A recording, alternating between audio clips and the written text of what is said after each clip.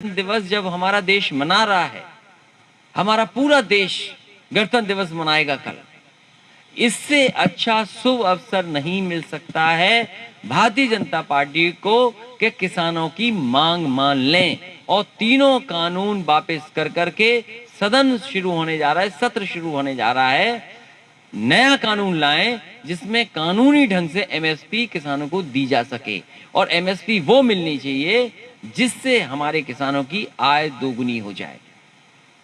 लगातार भारतीय जनता पार्टी के गलत फैसलों से हमारी अर्थव्यवस्था डूब गई, हमारे तमाम लोगों की नौकरी रोजगार छिन गया, काम बंद हो गया। जो बड़े वादे किए थे, गंगा साफ हो जाएगी, आज गंगा कहां कितनी साफ हो गई। कोर्ट ने पूछा सरकार से क्या गंगा का पानी पीने लायक हो गया है। जब कोर्ट पूछ रहा है, सुप्रीम कोर्ट निगरानी कर रहा है और बहुत सारी संस्थाएं निगरानी कर रही हैं, तब भारतीय जनता पार्टी ने गंगा साफ नहीं कर पाई। पता नहीं क्या हुआ होगा जो पैसा गंगा सफाई के लिए आया है। कूड़े भरे पड़े हैं, कूड़ा गंदगी भरी पड़ी है।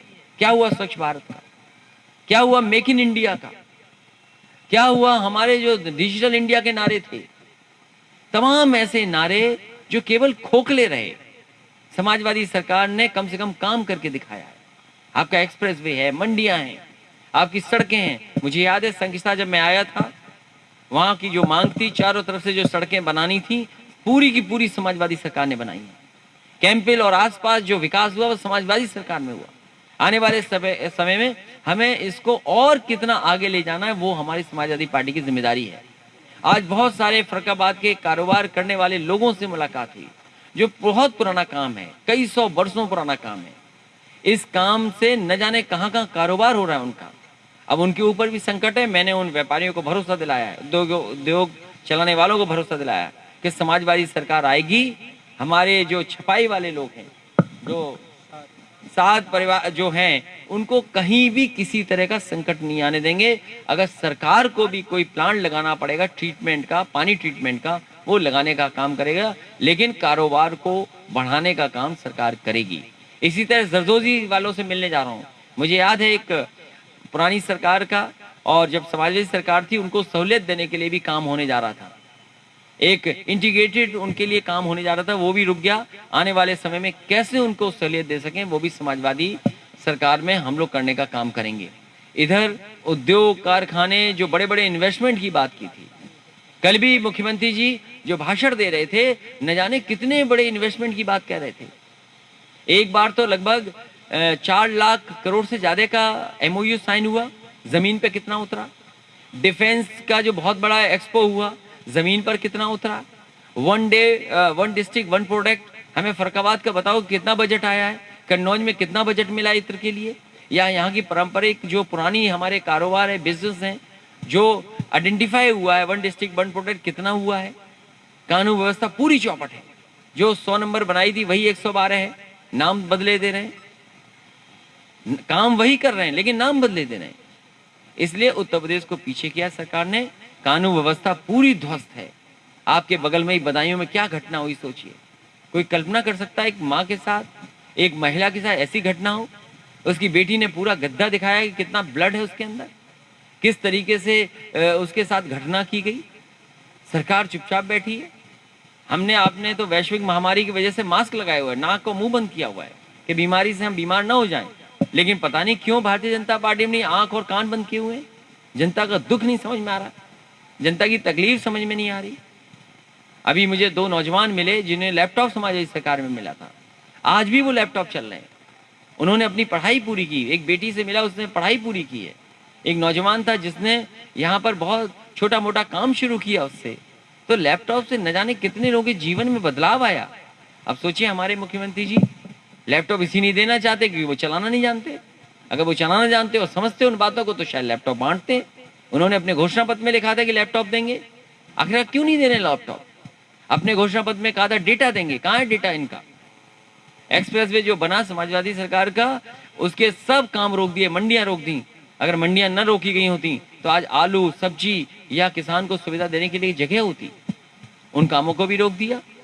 बिजली कितनी महंगी हो गई है, बिजली का संकट है। इसलिए ये सरकार हटे, नई सरकार बने, समाजवादी सरकार बने, विकास के रास्ते पे ले जाएंगे, खुशहाली के रास्ते पे ले जाएंगे। और मैंने भरोसा दिलाया है कि कन्नौज में जरूर काम हुआ है, लेकिन अगली सरकार बनेगी तो पहला उद्घाटन, पहला शिलान्यास, पहली शुरुआत अगर कहीं से होगी तो फर्रुखाबाद जिले से होगी।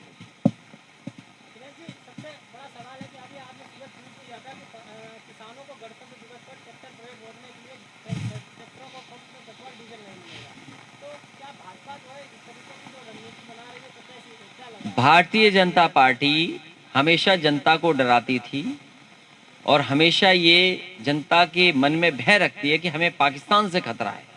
स्वाभाविक है, क्योंकि आज भी हमारा एक जवान शहीद हुआ है, एक अधिकारी शहीद हुआ है। पाकिस्तान से तो लड़ाई है ही है, या सीमा पर कई बार ऐसी घटनाएं होती हैं जिसका मुकाबला करना ही पड़ता है फौज को।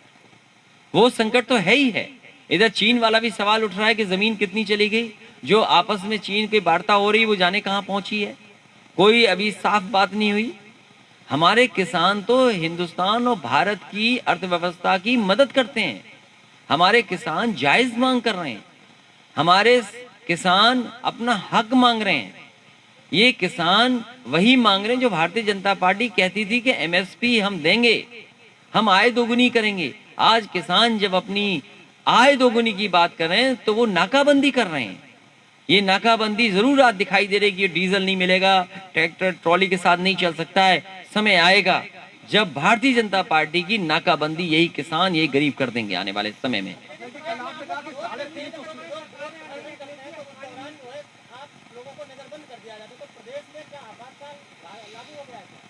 हमारे मुख्यमंत्री जी को सुनाई नहीं दे रहा, न दिखाई दे रहा है, न समझ में आ रहा है कि किसी किसान को धान की कीमत नहीं मिली है। केवल फर्रुखाबाद, कन्नौज, एटा, इटावा, मैनपुरी, कासगंज, इन इलाकों की बात नहीं कर रहा, बदायूं की बात नहीं कर रहा। उनके जिले में खुद नहीं मिला किसानों को। जो मुख्यमंत्री अपने जिले में न दे पाए किसानों को एमएसपी, उस मुख्यमंत्री से क्या उम्मीद करोगे आप? यही उम्मीद तो करोगे कि आंदोलन प्रदर्शन ना हो, उन्हें बंद कर दिया जाए। जो लोग, मैं तो गोरखपुर की बात कहता हूं, जो लोग उनके साथ थे वो अच्छे थे, समाजवादी पार्टी में आगे तो अपराधी हो गए। न जाने कितनों पे झूठे मुकदमे लगे, कि आदरणीय आजम खान साहब पे झूठे मुकदमे नहीं लगे? अधिकारियों से मिलकर के सरकार ने झूठे मुकदमे लगाए हैं उन पर, और उन्हीं पे नहीं, न जाने कितने पॉलिटिकल लीडर्स पे मुकदमे लगे हैं। आपने कहा कि 350 सीटें जीतेंगे, कोई गठबंधन राजभर है, आम आदमी पार्टी है, गोपाल जी है। समाजवादी पार्टी का लगातार काम जोड़ने का चल रहा है, और यहां तक समाजवादी पार्टी ने कहा है कि छोटे दलों के लिए रास्ता खुला है, छोटे दलों के साथ गुंजाइश हमेशा बनी रहेगी। हाल फिलहाल हमारे साथ महान दल है, हमारे साथ चौहान, संजय चौहान है, उनकी एक दल है, तो लगा, और हमारे साथ अभी अजीत सिंह जी हैं, तो तमाम हमारे गठबंधन भी हैं, और लगातार हम लोग काम कर रहे हैं उस पर। तो ये उत्तर प्रदेश है, लगातार दल आएंगे और भारतीय जनता पार्टी लगातार साजिश करेगी। हम जनता के सामने कहना चाहते हैं, हम जनता से अपील करते हैं कि विकास और खुशहाली वाली सरकार को मौका दें। ये तमाम दल हैं, ये पहले तय करें कि भारतीय जनता पार्टी को हराने आए हैं कि भारतीय जनता पार्टी की सरकार बनाने आए हैं।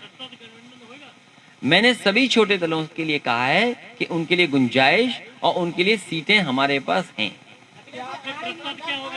हाँ, उन्हीं के लिए मैंने बोला, क्योंकि आप पार्टी में रहे हो तो पार्टी की बात समझते हो। अच्छा किया अध्यक्ष जी ने हमारा परिचय करा दिया।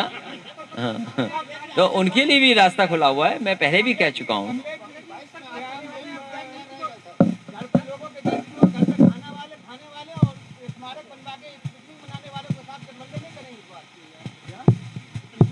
हाँ, सही कह रहे हैं, सही कह रहे हैं। अरे सही कह रहे हैं, समझ गए, बैठ जाओ बैठ जाओ।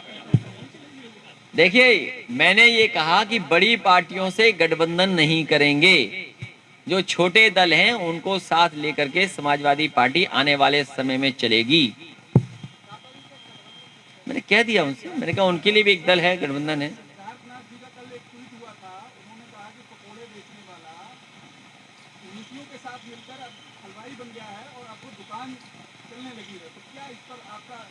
मैं समझ नहीं पा रहा हूँ किसके लिए कह रहे हैं ये सब बातें। हाँ, योजनाओं के साथ मिलकर एक हलवाई बन गया है और अब दुकान चल रही है, तो इस पर क्या देखिए, मैं इन बातों में इसलिए नहीं उलझना चाहता हूं कि उत्तर प्रदेश की जनता और खासकर गरीब जनता बदलाव चाहती है और बदलाव उन्हें दिखाई दे रहा है कि 4 साल में कोई उपलब्धि उनके पास नहीं है। अगर आप सच बोल दें आज, अगर हमारे पत्रकार साथी भी सच छाप दें, तो हो सकता है उन पे गंभीर धाराएं लग जाएं, जेल चले जाएं। एक पत्रकार साथी था, उसने केवल ये कह दिया कि पानी में हल्दी है, दाल नहीं है, उसे मुकदमा लग गया, उस पर जेल गया। एक पत्रकार साथी ने दूध के लिए कहा कि ये पानी है, दूध नहीं है, उसे जेल जाना पड़ गया। और तमाम पत्रकार साथी हैं, जानते होंगे आप कितनी मुश्किल में आप काम कर रहे हो। आप भी लोकतंत्र बचाना चाहते हो। देखिए, कौन सा दल कहां होगा ये हमें नहीं पता।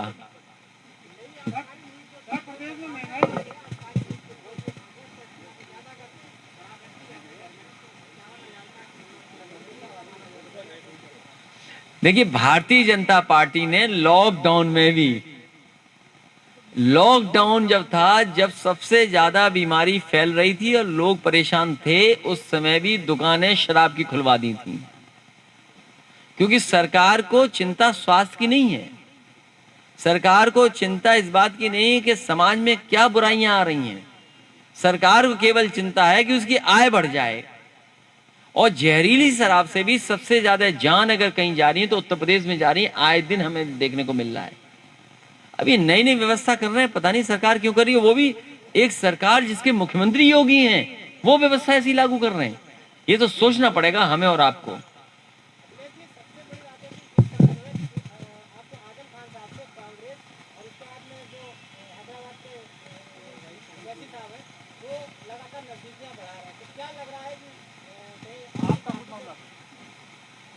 आने वाले समय में समाजवादियों की सरकार बनने जा रही है और समाजवादी पार्टी लगातार जिसके साथ भी अन्याय होगा उसके साथ खड़ी दिखाई देगी।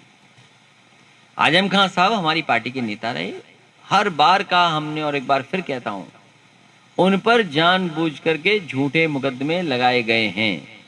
आप सोचिए, मुख्यमंत्री जी ने उप मुख्यमंत्री के वापस लिए मुकदमे और मुख्यमंत्री जी ने अपने मुकदमे वापस लिए। पूरे देश में बता दो, अगर एक भी ऐसे मुख्यमंत्री उपमुख्यमंत्री हों जिनके ऊपर गंभीर धाराएं आरोप लगे हों और उन्होंने अपने मुकदमे वापस लिए हों, तो क्या उम्मीद करोगे ऐसे मुख्यमंत्री पे। एक्सप्रेस वे बना था, शानदार एक्सप्रेस वे बना। आज फर्रुखाबाद से अगर आप जाना चाहें, जो सड़कें बनी हैं समाजवादियों की देन है। हम लोग जाने कब से मांग कर रहे हैं कि ये फतेहगढ़ से लेकर के, या जो आपकी ग्वालियर से सड़क चली है, ग्वालियर, इटावा, फर्रुखाबाद, फतेहगढ़, बरेली और लिपू लेक तक सड़क गई है। अभी जब चीन का सुझाव देने की बात आई थी तो समाजवादी पार्टी का यही सुझाव था कि ये जो ग्वालियर से तमाम कैंटोनमेंट्स को जोड़ती है, डिफेंस के लिए सबसे अच्छी सड़क होगी जो हमारी चीन के बॉर्डर तक जाती है। जब कभी भी जरूरत पड़ेगी तो ये सड़क मददगार होगी। हम न जाने कितने दिवसों से मांग रहे हैं, आज तक नहीं बनी। अब शायद ये बनाने जा रहे हैं। हमारी आज मांग फिर है कि इस सड़क को जल्दी से जल्दी 6 लेन बनाया जाए। देखिए, पार्टी में मैंने कोई गुटबाजी नहीं है। अब गुटबाज शिविर के बाद अकेले खड़े रह जाएंगे और सब जनता समाजवादी पार्टी के साथ है।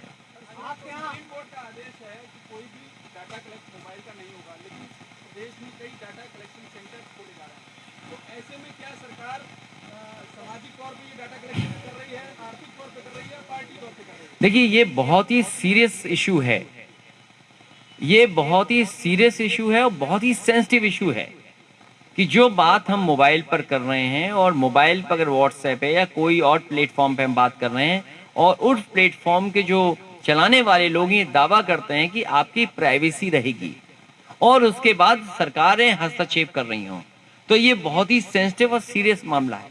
अभी जो सुनाई दिया है कि एक चैनल के बड़े पत्रकार, उनका जो बाकी चैट्स थी वो बाहर आ गई, तो भारतीय जनता पार्टी को बताना चाहिए कि ऐसे पत्रकारों को जानकारी आखिरकार कहां से मिली है। ये नेशनल सिक्योरिटी का सवाल है, हमारी डिफेंस की सिक्योरिटी का सवाल है, हमारी एयरफोर्स की सिक्योरिटी का सवाल है कि वो जानकारी एक सीनियर जर्नलिस्ट के पास कैसे है।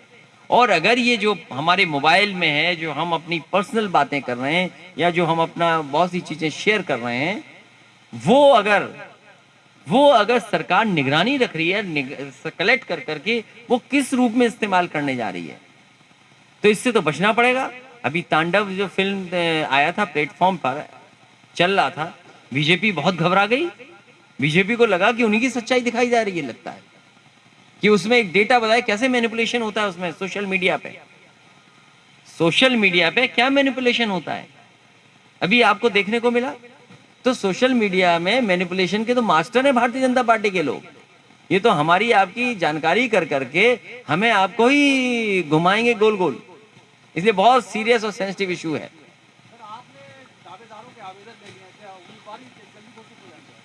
उम्मीदवार घोषित भी हो जाएंगे, उनके कान में ही बता दिया जाएगा कि आप चुनाव लड़ने जा रहे हो।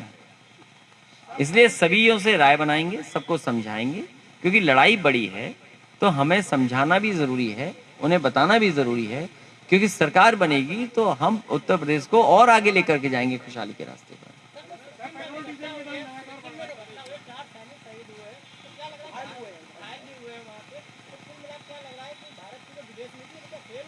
देखिए मेरी जानकारी में, क्योंकि आपके माध्यम से आ रहा है कि हमारे भारत के वीर जवान घायल हुए हैं, गंभीर रूप में हैं अभी, तो ये कहीं ना कहीं भारत की स्ट्रेटजी का सवाल है कि हमारी फौज इतनी जोखिम भरी सीमाओं पर खड़ी है और जोखिम के साथ काम कर रही है, उनकी जान जा रही है, शहीद हो रहे हैं।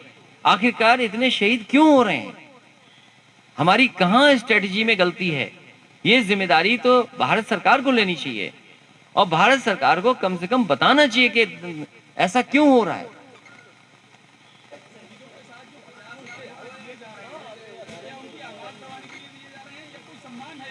नहीं, ये शहीदों के लिए सम्मान होता है, उनके परिवार का है। हम तो चाहते हैं और पैसा बढ़ाया जाए, उनको सम्मान किया जाए। ये भारतीय जनता पार्टी के लोग बताएं कि अंतर्राष्ट्रीय बाजार में जहां क्रूड ऑयल कम है, कीमत कम है, और हमारे गरीब किसान जनता की जेब से पैसे निकाल रहे हैं, इतनी लूट डीजल पेट्रोल के बहाने दुनिया की अर्थव्यवस्था में नहीं हो रही जितनी भारत में हो रही है। तो ये तो खुलेआम लूट है गरीब जनता को परेशान करने के लिए।